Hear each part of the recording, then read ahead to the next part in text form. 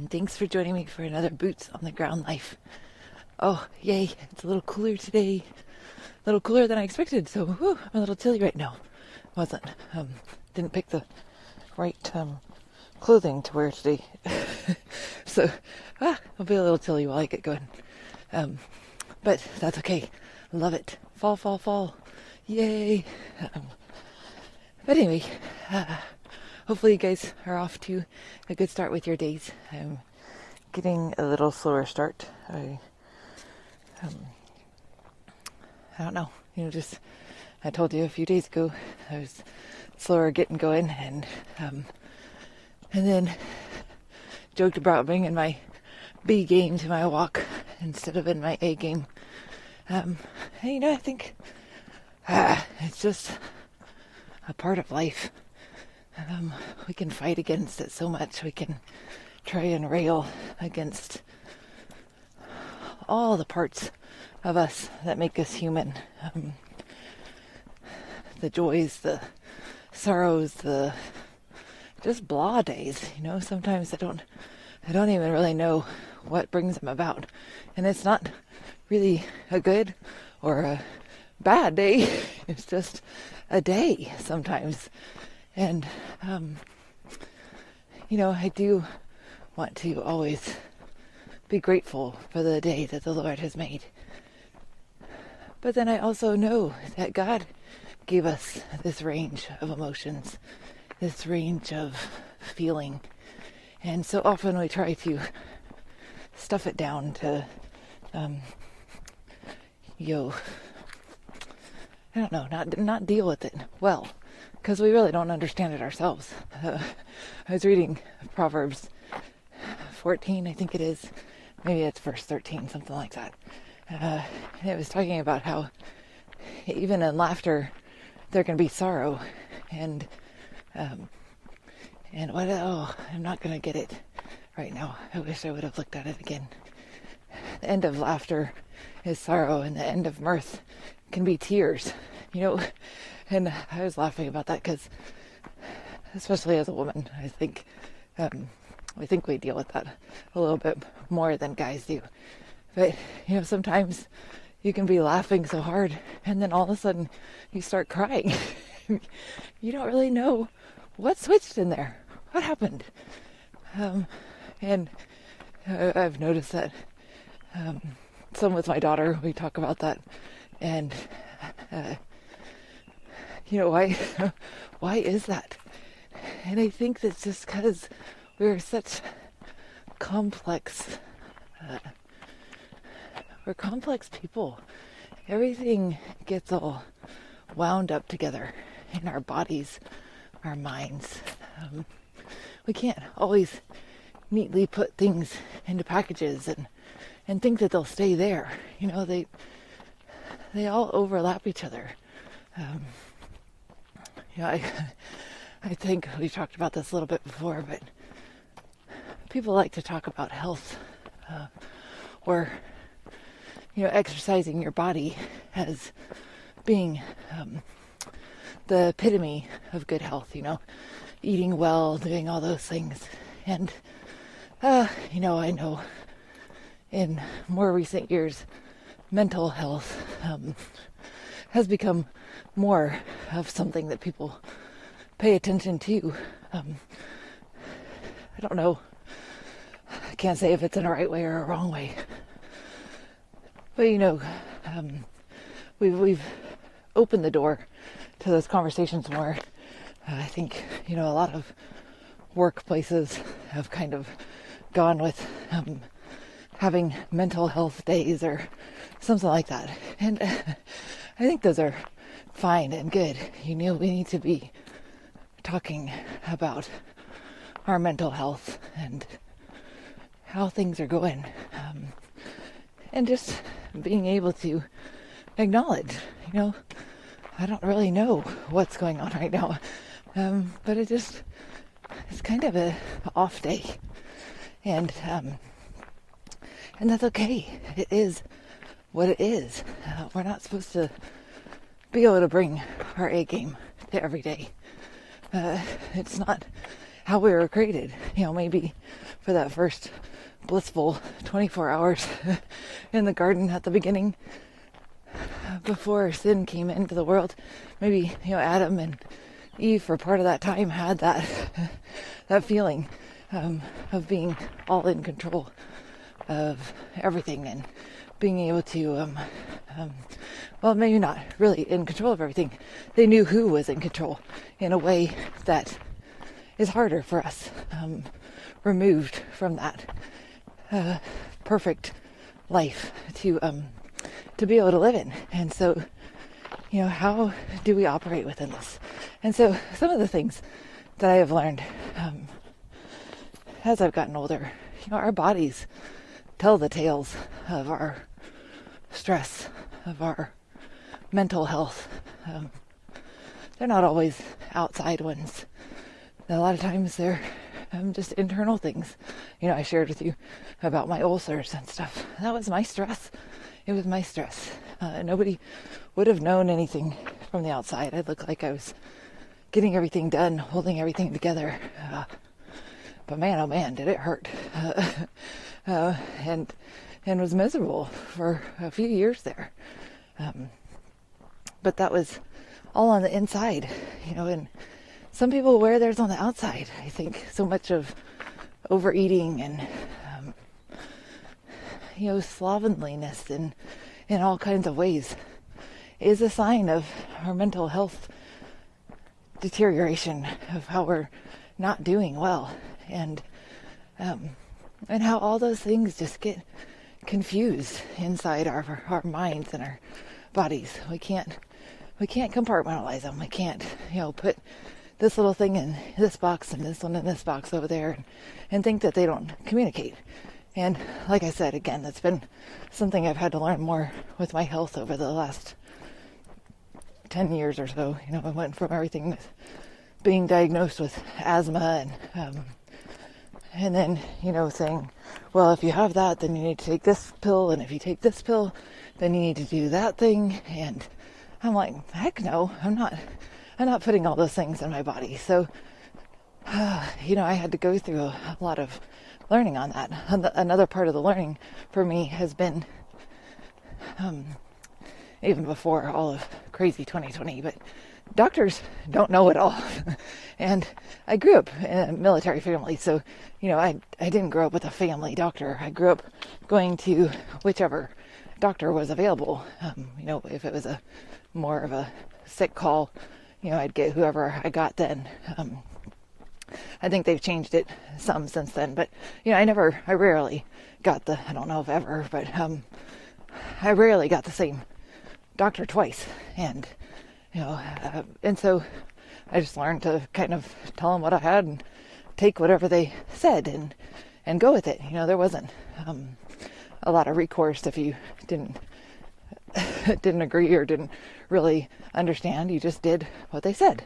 And so I remember the first time that I was pregnant, and people around me were like, oh, so you're going to interview pediatricians, and who are you going with and stuff. I thought, what? What does that mean? I don't have any idea of that. You just go to who you go, right? They're all kind of the same. And so, some of my friends at the time that were pregnant too were like, no, you go meet with them. They have these certain kind of visits that you set up, for new parents. You go meet with them. You can talk to them, see if they're a good fit for you and how you want to raise your kiddo and stuff. Oh, okay. And so I went to my first one, and I asked them some questions, and I thought, oh, okay, I guess that's good enough. And I didn't really know what to ask or how to go about this, because it was a very strange concept to me. So I asked him some questions that I figured he'd answered them well enough. And so I said, okay, you'll be our pediatrician. Good morning. Have to get your jacket on this morning, huh? Yeah. Oh, no. Yeah, I wouldn't mind the jacket still. It's a little chilly for a tank top. But anyway, and so we proceeded to go down that road. Well, the night of my delivery, I had a really, really long not great delivery. And so I didn't get to my room until like 2:30 or 3 in the morning. It was after 3, I think, actually. And and so, I'm whipped. I've been going in labor and pre-labor and stuff for over 24 hours. I'm done. And well, no, probably not that much by then. About 20 hours. And so right at 6:30, our door to my room bangs open with a loud crash. If you've ever been in a hospital, you know how loud those doors are. And he walks in and says, "Good morning. So I see we have a new little boy to welcome to the world," or something like that. And I remember just trying to get my eyes open. Please don't wake up this kiddo. I just kind of got him to sleep. And I need sleep. And my husband had stayed there because it was that late in the night. So he was trying to sleep, quote unquote, on the tiny little bench bed that they give you in some of those rooms. And so he jumped up and kind of went out the door with him. But that was our start to getting to know him. And then from there, it didn't progress so well. Our son had some issues of dealing with milk proteins and stuff. And about 9 or 10 months old, he was throwing up all the time because I was trying to introduce things that his body did not like. And so I went to him, and it had been like 10 days of throwing up. And he was very lackadaisical about it all and said, "Oh, until it's 14 days, I don't worry about it too much." And I remember, my mama bear came out big time. And I'm like, no, you're fired. I didn't say that to him then, but I walked out of there thinking, you are not a good doctor. You are not somebody who cares for my child. He didn't even, try to do anything. He just made a pronouncement. And so I began then to try and figure out, we're going to find somebody different. And so right away we did, and we got in and actually got some help. Good morning. Good. And we got into another pediatrician, I think, that afternoon, and he got right on the ball, and started taking care of things and really listening, and was just ended up being such a blessing to us for the next few years through the birth of our daughter and on. And we became friends. I worked on their house. We had a great relationship. And so he was my first inkling. Well, not my first. My OB-GYN had been just a wonderful lady. And so those are my two first inklings of, oh, this is what a doctor is supposed to be like. And thankfully I had them. They became my bar to match people up against. But then, you move, and then you need a different kind of specialty or whatever, and you start looking outside of that. And then I started getting advice that I thought, this doesn't really match up with what I am, learning on my own. I don't want to say I have a doctor's degree. I didn't go to school for all that, but we do have the ability to do a lot of research on our own now. So I, would go into places and have better questions this time. I learned, what things to ask, how to do it. All along this time, I went through my parents being in the hospital for different surgeries, from open heart to just all kinds of other stuff. And you saw how much you need to be on top of your game when you're there. You need to have an advocate for you in the hospital, to speak with people, to get the attention that you need. And so I was learning well how to not just stand up for myself, but be wise about what it is that they were doing and how that would affect both our mind, body, soul, all those kind of things. And so, now we have all this technology and stuff, and I still find it's not just doctors. I don't want to lay a huge amount of blame on them, But you go into most doctors now, and they just want to give you the easy answer. Here, have this pill. Do this. Lose 50 pounds, and you'll be good. They only want to treat the one section of you that you're coming to them for an issue with right now, and they don't think about it as a whole body issue. Your body might be having an ulcer because you are stressed out, not necessarily because you have too much acid production or any of those things. It might be because of that. And instead of asking questions like, are you overwhelmed? Do you have a lot of stress in your life? What could you do to mitigate some of that? Can you stop doing some things? Can you start doing some things to help your body? But they rarely have those kind of conversations. And so, they want to just give you the easy answer.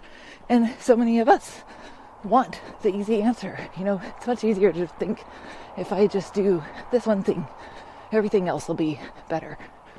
But it's so often isn't the case, because our emotions, our health, everything are wound up together.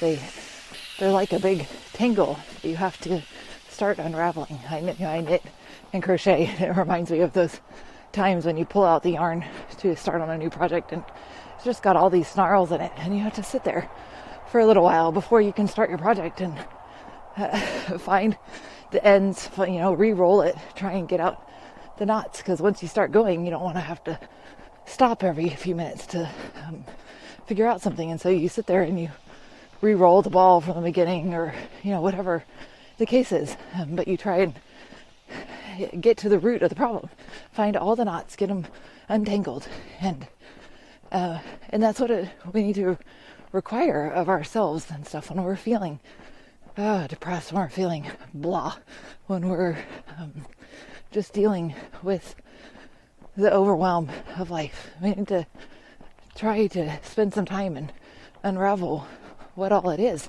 And sometimes there isn't one thing, I think that's the harder part. Sometimes it isn't just one easy point that we can start at and fix, and everything moves on. Again, we're complex individuals who have emotions, we have hormones, we have just stressors from inside and outside of our families. We have just so many different things, and to find pat answers isn't doing us any favors. And so, I want to always remember that this is the day that the Lord has made.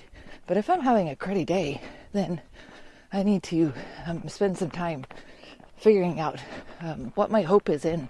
First of all, I think that's where I always have to go back to first. Okay, what am I hoping in right now? Because I don't think I'm hoping in God. I think I'm hoping in myself or hoping in someone else, but I don't think I'm hoping in God, because otherwise I would have peace. It's a trained thing that we have to do. We have to constantly do that. And again, I'm preaching to the choir. This isn't stuff that I've figured all out and handle well every time. So I'm still doing it too, but I come back to that. I think, again, especially for us as women, another part of Proverbs 14 that was, that always jumps out at me every month when I read it, is that a wise woman builds up her house, and a foolish woman tears it down with her own hands. I think, so many times I have torn down my house. I've torn down relationships by the words that I've said in reaction to other stresses, or just not being in the right frame of mind to have certain discussions or deal with certain people, and rather than being wise and thinking, is this conversation, is this timing right now the best one to have these kind of conversations with this person about this subject, the right thing right now? And if I will take that time, I can be wise. I can be building my house up rather than tearing it down. And sometimes I don't even know, why am I feeling teary today? Why, even when I start laughing, does it turn to tears? Why was I crying and then all of a sudden I feel better? What is it that brings that about? And I can't often answer that. Sometimes it just is what it is. But I think if we will remember to ask God for the help that we need in that particular moment. I love James. It's one of my favorite books. I know there's some controversy with it as far as theology stuff, grace works. But I've always loved it because it's the gospel succinctly put. There's not a lot of extra fluff in there, but it has so much good to it. And the first part of the book, count it all joy, my brethren, when you face trials of various kinds, for you know that the testing of your faith produces endurance. And I don't want to be joyful. I don't want to, because I think that word has been misportrayed. In our culture, we equate joy and happiness. Oh, I'm going to be so happy. I'm going to be joy-filled. When the root of the word is not about that. It's not about, happy, joy, clap our hands, run around, jump up in the air and just be ecstatic. That's not what it's about. So, we, the Greek and the Hebrew of that word, especially the Greek, it talks about that it's more about rejoicing. It's more that finding joy in it. Not gratefulness is the better word, not to replace joy, but that it's knowing that in the midst of this, I'm held. I can find the gratefulness in my permanence as a daughter of our Lord and Savior. So when I'm facing those trials, I can be grateful that I know whose I am, in whose arms I'm held tight, and in whose hand I cannot escape. And by that, I can count it joy. I can count all of these trials that are bringing me closer to bringing me to a better understanding of that as something beautiful and worthy and enlightening to myself. But it's taking the time to stop and say, okay, I'm not really happy about this situation. I'm not really excited that this day of cred is here, but I'm going to be grateful. I'm going to rejoice in the fact that even on a bad day, I know who my Redeemer is, right? It's not in the works that I do or in the things that I say necessarily, but it's just in whose I am, and you have to cling to that and claim it for yourself. Your baptism is what bought that for you, so remember it. Remember that water saves you and cleanses you, and we can rejoice in it. We can be tempered by these times. They're not to break us.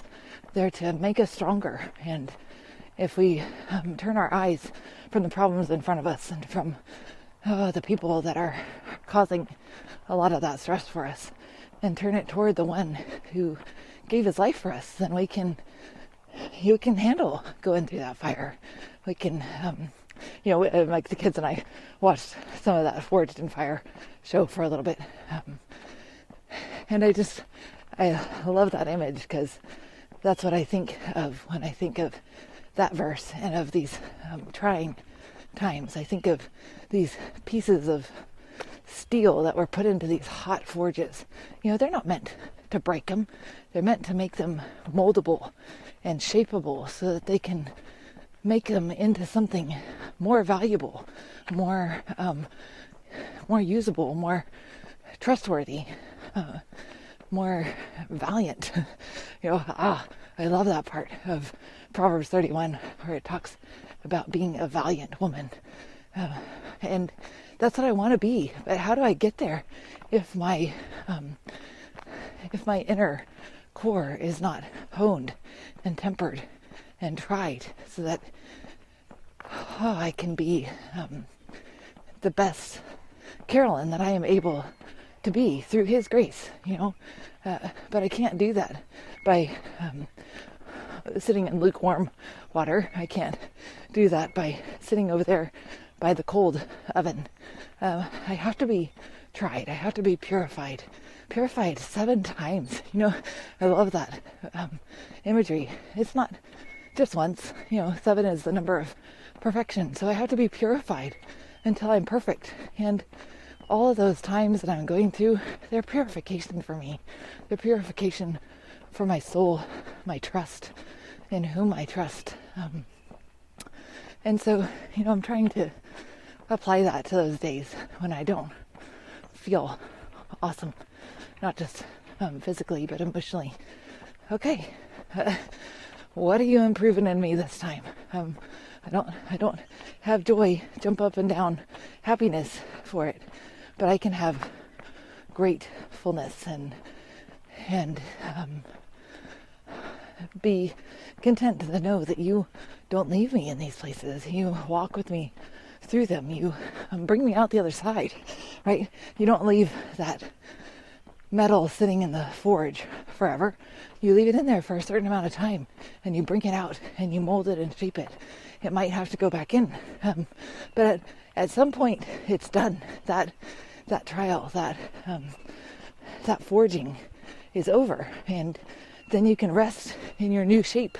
You can glory in your ability to handle a new thing, a new way.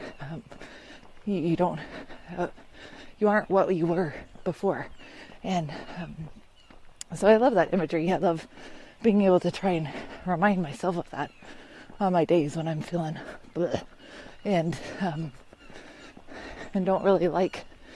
I don't like it. I don't like going through these days, but I know that he is making me more valiant.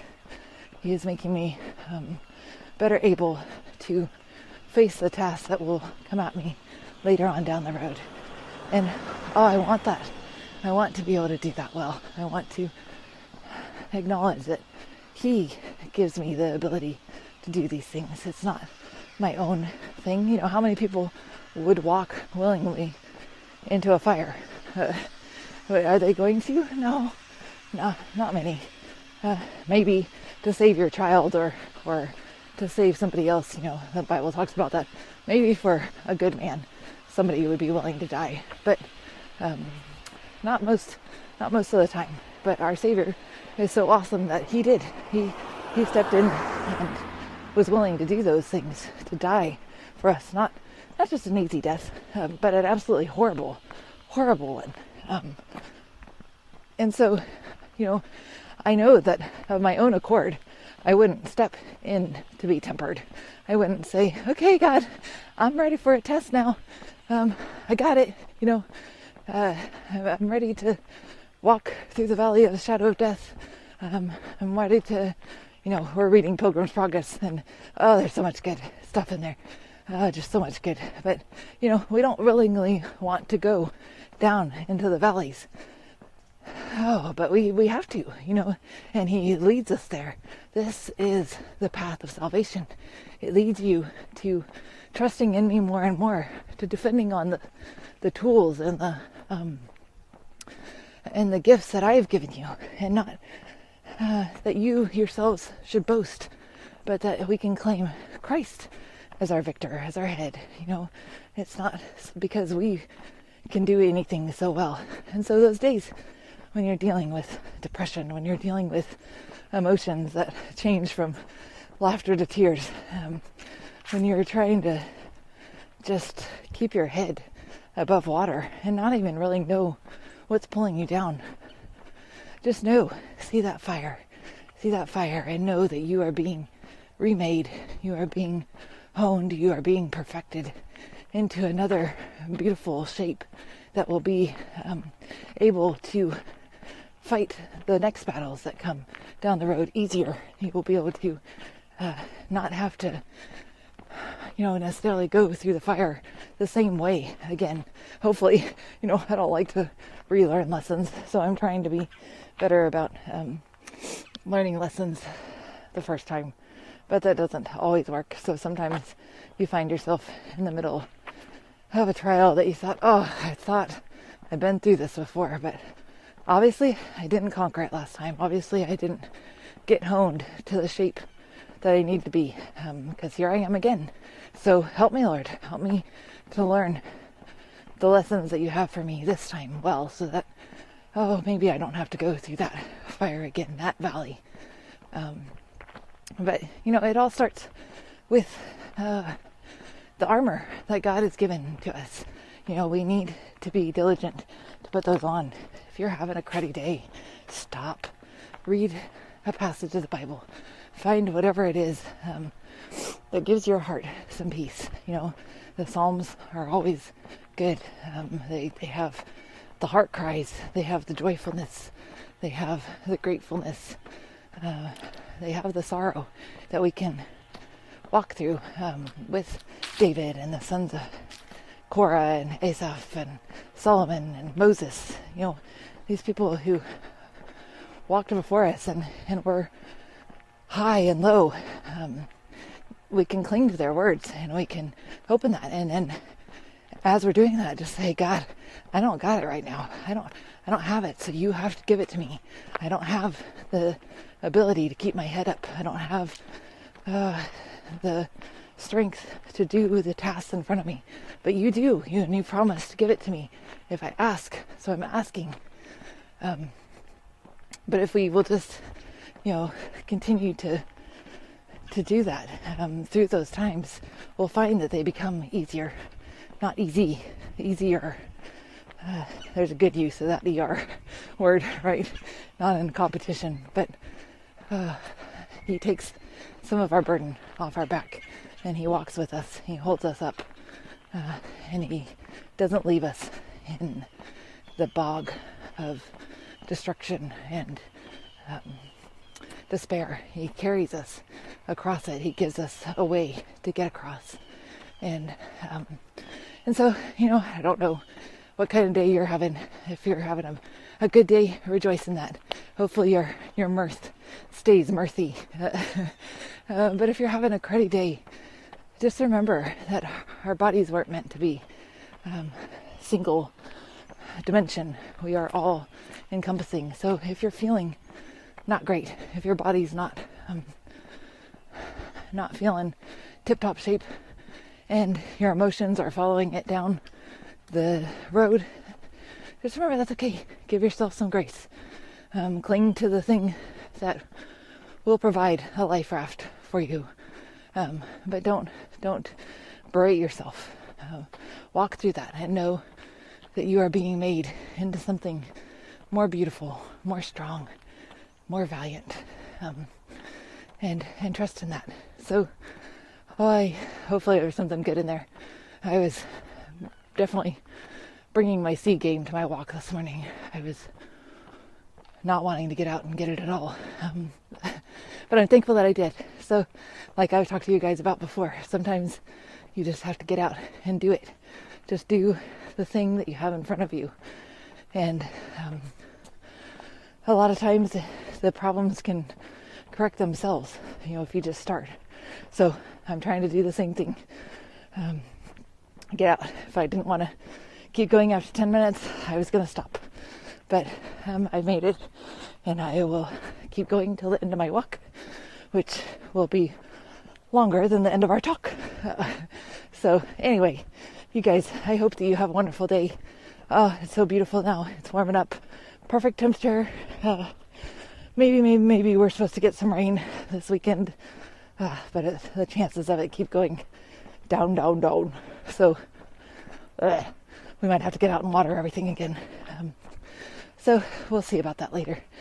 But for right now, the sun is shining, birds are singing, beautiful deer are wandering around.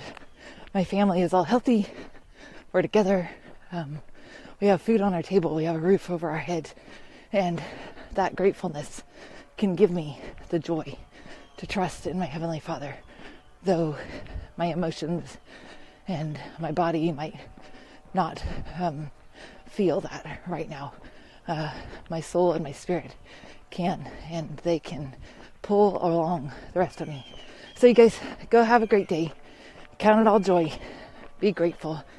And just praise your Heavenly Father for this day that He has given us. So you guys, go have a great day. Go get 'em.